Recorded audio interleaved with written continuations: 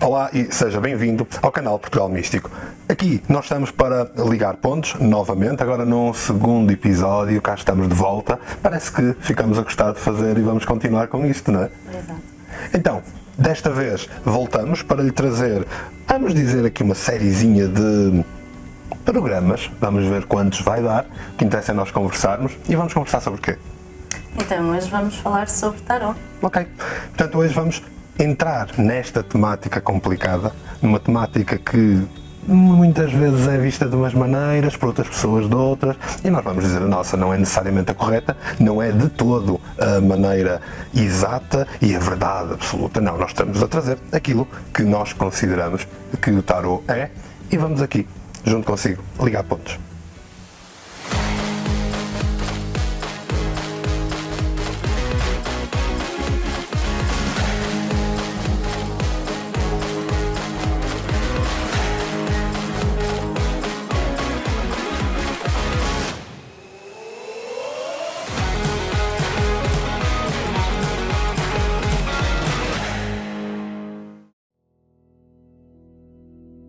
Quanto ao tarot, qual foi o teu início? O meu início no tarot.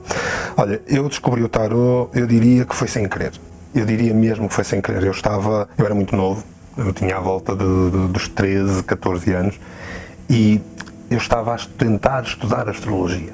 Eu estava a tentar descobrir coisas sobre astrologia e depois havia sempre muitas interligações com o arcano, não sei o que mais, do tarot. E eu apontava. Depois, quando entrei na numerologia, começou a fazer muito mais sentido, em especial quando se está a tentar entender, por exemplo, a carta Roda da Fortuna, que é o 10, e depois que fazia todo o sentido na numerologia. Portanto, eu iniciei a entender as cartas antes de as conhecer. E depois decidi, não, eu tenho que saber tarot. E foi um bocadinho por aí, foi muito autodidatismo no início, mesmo muito autodidatismo, mas depois foi tentar ir o mais próximo possível da minha própria verdade, tentar descobrir, mas foi uma viagem de autodescoberta, foi uma viagem de utilizar o tarot para mim, até porque não se podia dizer que eu mexia naquelas coisas, não é? E tu, como é que vieste parar ao mundo do tarot? Eu também fui um bocadinho por acaso, porque em 2011, 2012, quando eu despertei para a espiritualidade, no local onde eu estava, vim a descobrir, depois desse despertar, vim a descobrir que estava lá um baralho de tarot, egípcio na altura. E eu peguei nele e ao olhar para ele comecei a sentir uma curiosidade e uma ligação quase com as cartas. Fez-te sentido, estar a usar, estar a manusear as cartas, foi-te fazendo ali sentido? Sim, e a curiosidade que me despertou ao nível de não só de querer interpretar as cartas, mas de querer interpretar o próprio cosmos, as energias presentes. Então disseste que foi com o baralho de tarot egípcio. Sim. E na altura foi esse que te despertou, ficaste logo por ali ou quiseste descobrir outros e outros é que acordaram o bichinho? Sim, foi. O tarot egípcio eu achei, tinha as palavras-chave por baixo, não é? E os desenhos, e isso despertou-me atenção. Mas sim, senti necessidade de procurar outros em pouco tempo e a partir daí é que eu comecei a associar desenhos parecidos e energias parecidas em baralhos diferentes. E então começaste a ver, ok, eu no egípcio vi, por exemplo, um mago e que tinha determinadas particularidades que curiosamente aqui neste outro baralho também tem, etc. Portanto, e depois com várias cartas mago, à medida que ias vendo, e quando se diz o mago diz as outras todas, ias vendo que a simbologia ia sendo mais ou menos transversal. Exato. E já agora, nesse baralho, nesse primeiro baralho que te despertou, ele tinha arcanos menores ou nem por isso? Tinha, e eram com bonequinhos ou sem bonequinhos? Com bonequinhos, coisa rara. Nós vamos eventualmente falar-lhe dos tipos de baralhos de tarot que existem. Não é tipos de baralho, é mais os tipos de padrão, que se costuma dizer. Há o padrão Rider-Waite, há o padrão Marselha-Toth e depois há os padrões discordantes que não são tarot, mas nós vamos explicar isso muito melhor agora mais à frente. Vamos voltar aqui à descoberta do tarot. O que é que, quando tu entraste na descoberta de tarot, o que é que mais te mexeu a querer saber mais? Ou seja, o que é que mais te provocou? Foi as cartas em si? Foi o que é que te provocavam? Foi o querer saber o futuro? Não foi o querer saber o futuro. Que bom! foi eu querer entender os arquétipos, os grandes arquétipos da vida que nos regem, não é? Foi querer conhecer-me. Eu lembro-me que uma das coisas que me aconteceu foi, ok, tenho aqui uns bonecos, tenho aqui umas coisas, uns desenhos espetaculares, e depois também comecei a notar aqueles padrões, em especial nos arcanos maiores. Comecei a notar estes padrões que eram semelhantes de um baralho para o outro.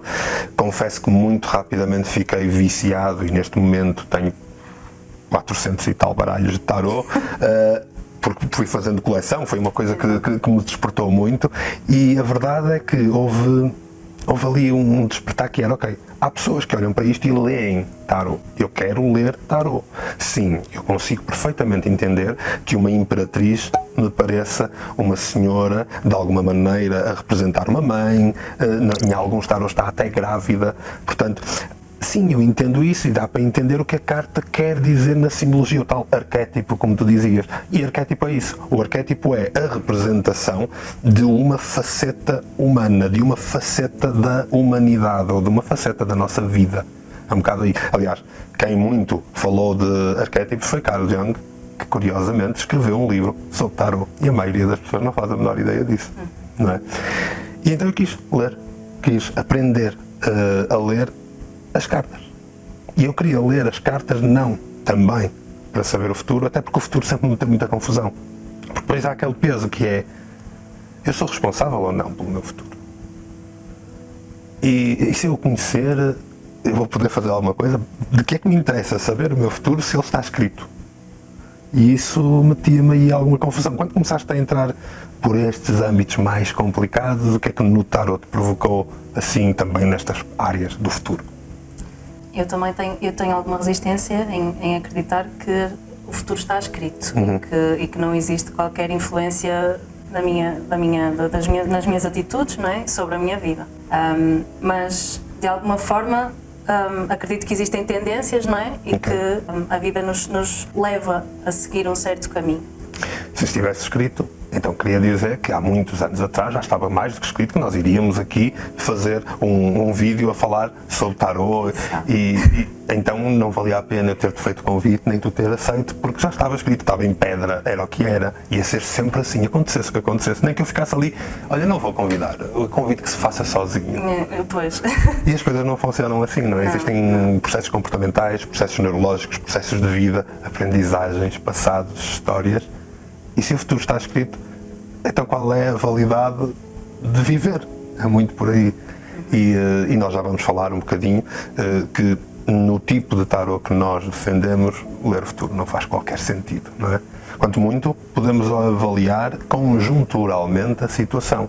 Obviamente que se as coisas até aqui estão assim, a continuar, não vão sair muito disto, porque quando nós queremos resultados diferentes, temos que fazer coisas diferentes. É muito por aí.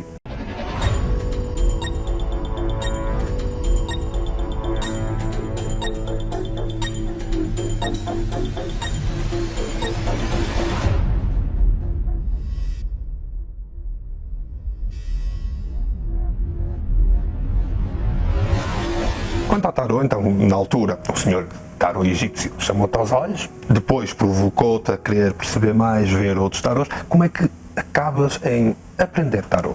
Em aprender, porque realmente também tive essa vontade de saber, então, ler efetivamente a simbologia que estava nas cartas e comecei por procurar de forma autodidata, comecei por pesquisar, ler livros. Ver vários livros, tentar cruzar muitas informações, porque depois também se encontra muito livro que tem muita asneira, não é? Exato, e muitas informações contraditórias e por causa disso mesmo é que eu senti necessidade de ir aprender com alguém. Fui aos pouquinhos, fazendo autodidatismo, até que cheguei a um momento em que quis fazer um curso, mas na altura não tinha capacidade financeira para fazer, então fui porque fazer... Porque eles não são baratos. E se forem baratos, provavelmente é melhor não os fazer. Exato. Não é? Não quer dizer que me tenha sido completamente inútil, mas foi um curso de pouco tempo que apenas me deu mais curiosidade para aprofundar realmente a aprendizagem no tarô, então não foi completamente inútil. Uma das vantagens dos maus cursos é exatamente essa, que é, pelo menos ficamos a saber que aquilo ainda me interessa e eu vou ter que saber mais, não é? Sim, lá está, no meu caso específico há muitos maus cursos, no meu caso específico não considero que tenha sido mau, porque a informação passada foi básico, foi um curso básico. Então, pronto, a partir daí senti necessidade de realmente ter Foi muito mais. daquela, aposto que foi daquele género de cursos, cá estou a fazer, a inventar, e nem li nas cartas.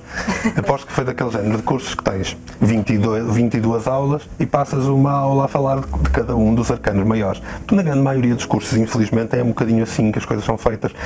E depois, às vezes, é uma série de informação, por exemplo, carta mago. E depois muita informação, a cor vermelha, o planeta não sei o quê, e não há ligação depois entre os frutos de tudo isto. E tu ficas de facto com muita informação, mas ela está despegada. É a mesma coisa que pegares no livro de História de Portugal e queres saber tudo sobre Afonso Henriques a falar do antigo regime de Salazar. Não faz sentido. Portanto, é muito esta ideia que eu acho que acontece muito nos cursos. Podiam chamar mais a isso workshops, porque no fundo estão a chamar apenas tarot a uma coisa que não é o tarot completo.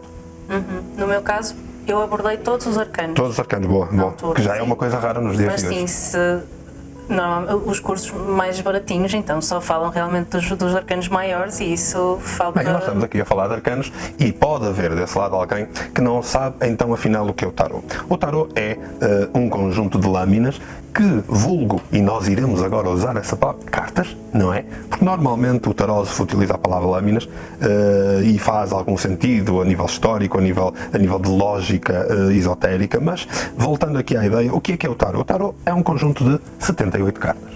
78 cartas essas que estão divididas em 3 grandes mundos. O mundo dos arcanos maiores. Arcano quer dizer sigilo, quer dizer segredo, quer dizer mistério. Portanto, o arcano maior, o mistério maior. Aquilo que é metafisicamente interessante, aquilo que está além de... E temos ali os arcanos maiores. Arcanos maiores temos 22.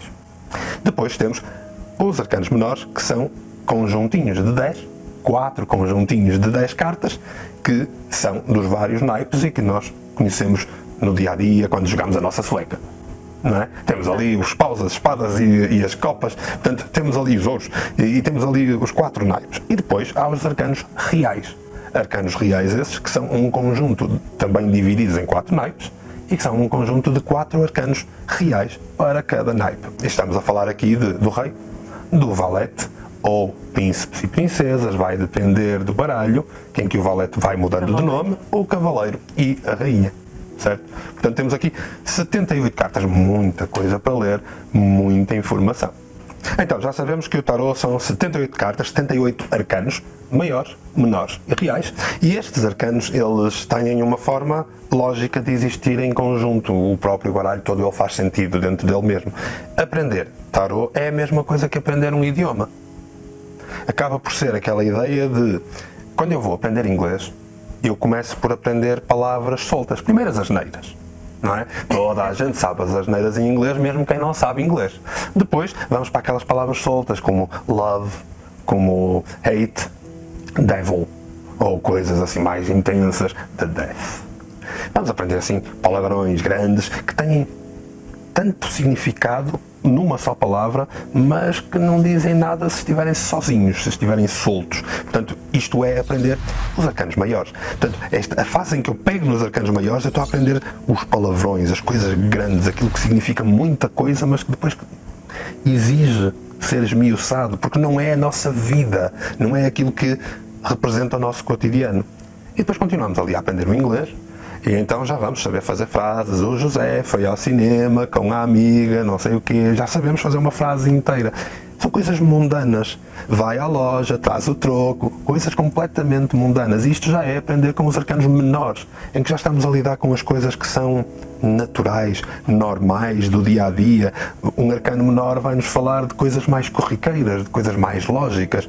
Claro que depois pode estar ali com um palavrão no meio, não é? O José foi ao cinema com a amiga e depois fizeram amor. Ora, ali está um arcano maior no fim, pode querer dizer muita coisa. Exato, pode querer dizer muita Não coisa. é?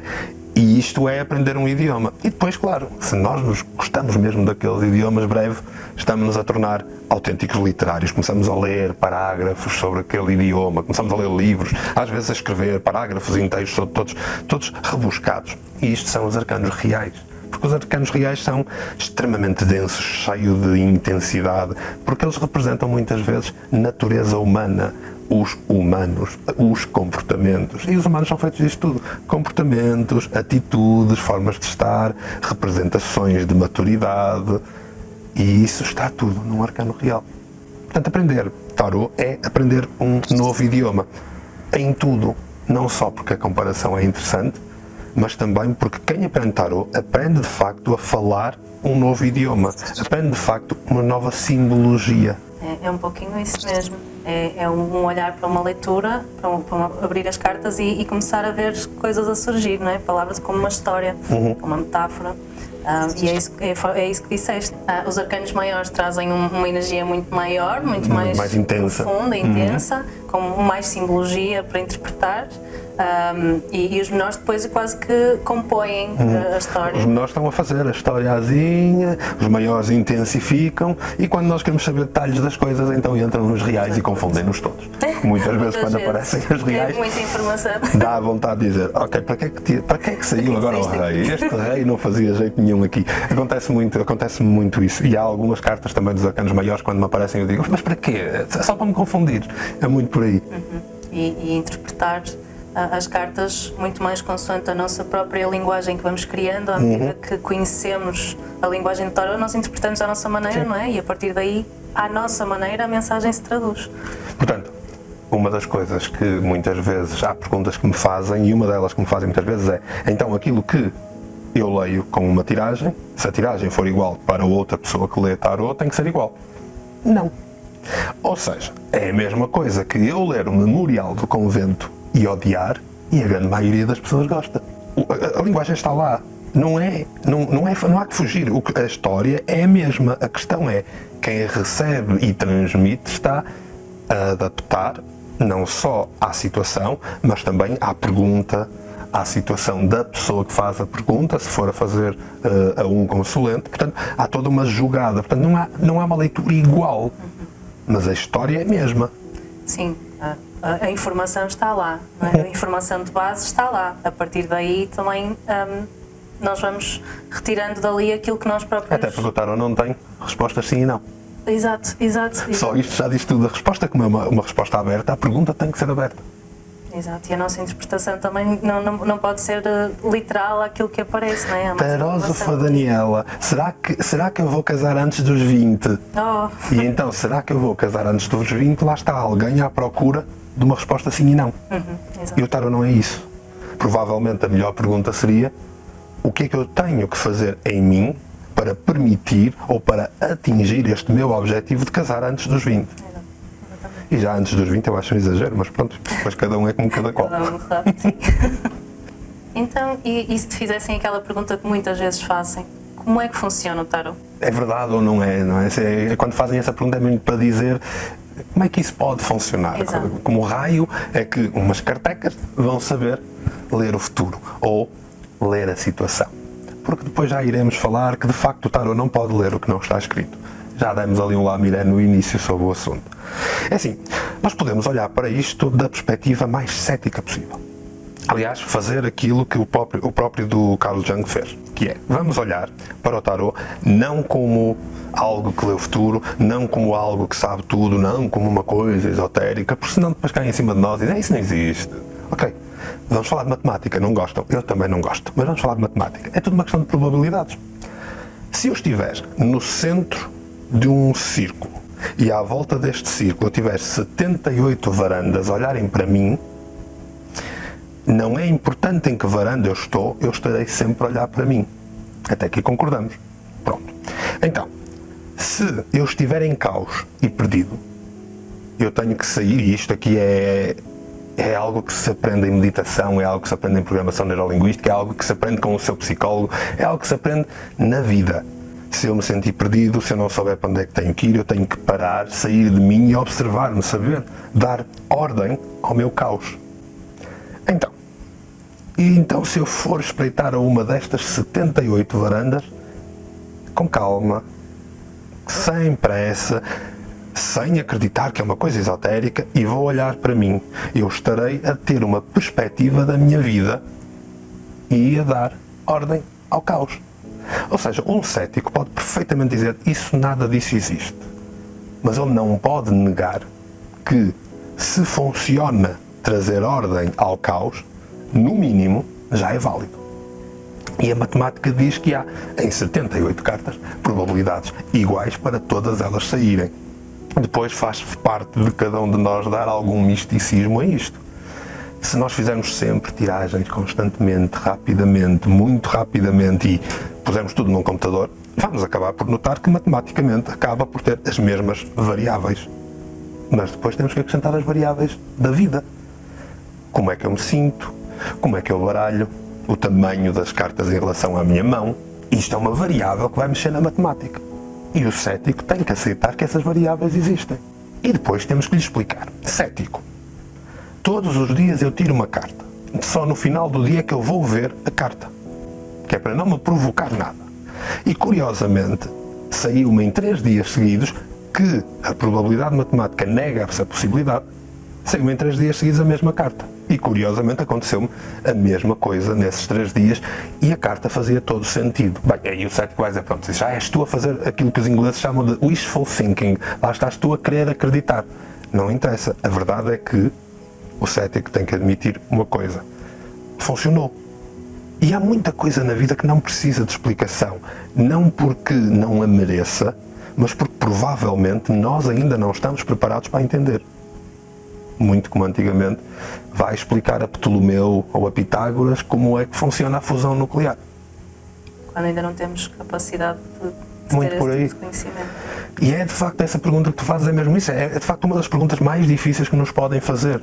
A maioria das vezes aquilo que eu aconselho a todas as pessoas a quem ensino, etc., e com quem me vou cruzando e que utilizo o tarot, aquilo que eu normalmente aconselho é, quando te fazem essa pergunta, a pessoa precisa de tempo.